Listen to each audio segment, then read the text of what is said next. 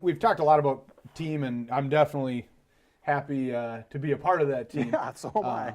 But there's a lot of different aspects, that really create kind of back trailer, aren't there?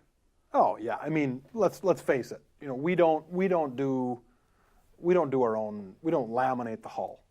I've hired really good people, Carson's Industries, to do the build, the fiberglass build. And of course, before him came, Tim Smith.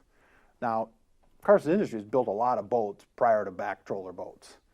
And that's how I got to know Jim. Obviously it goes beyond that, my relationship in Melrose, whatever. But Tim put together the lamination schedules for the boat so that when it got to Carson's, of course, they know exactly the specs and the way the boat was designed and the stringer system with the 4G, the 4G stringer system and stuff. So Carson's Industries does the lamination work.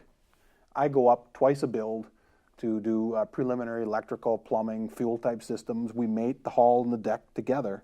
And then, then I pick it up and it's put on a trailer, and then I bring it to my shop for the rest of the finishing, which would be the rigging, the components. And so, that's that part of the team that is a little unheralded.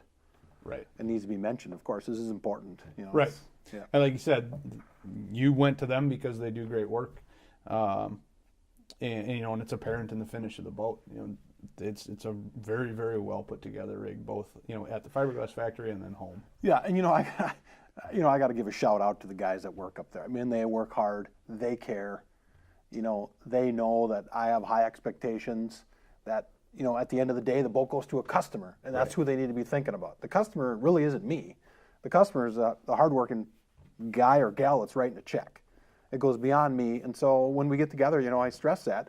And of course, there's a purchase order with the customer's name on it, so they see that this is going to someone other than for me to inventory. Right. And so that means a lot. Right. And it means a lot to me, and they do a great job.